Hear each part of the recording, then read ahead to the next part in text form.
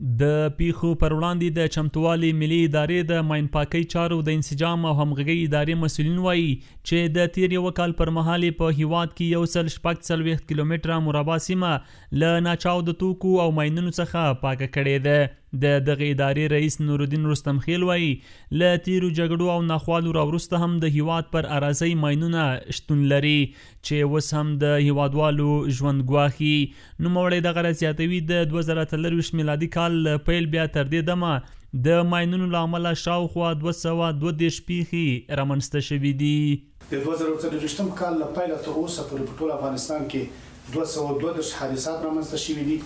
دغه 232 حادثات په مجموع کې 415 تنه قربانیان لري په هیواد کې.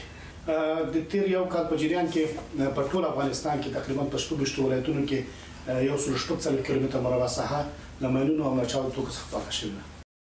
په ورته مهال هیوادوال د پیښو پر وړاندې د چمتووالي ملي ادارې له مسؤلینو غوښتنه کوي څو د پاتې شونو ماینونو د له منځه وړلو په موخه خپلې هڅې زیاتې کړي.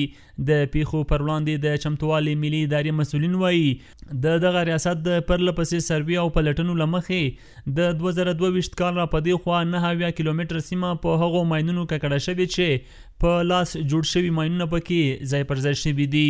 دوی دغه راز زیاتوي هڅه کوي ټولې هغه سیمې چې په ماینونو ککړې وي پاکې کړي.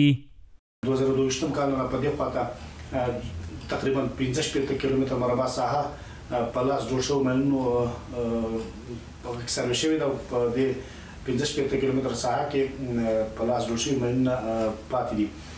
دغه ساحې موږ سره په ډیټابیس کې زیاتې دي. دا تقریبا 9 کیلومتره مربع ساحه ده چې په هغو ماینونو باندې ملوث چې په لاس جوړ شوي دي.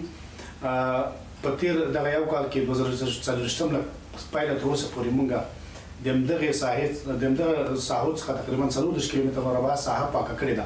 د یادونې وړ ده چې په هیواد کې له سختو جګړو او ناخوالو وروسته لا هم د هیواد ډیری سیمې د ماینونو له ګواښونو سره مخ دي چې هر کال ډیر شمیر هیوادوال ترې خپل ژوند د لاسه ورکوي او یا هم ترې مایوبه کیږي.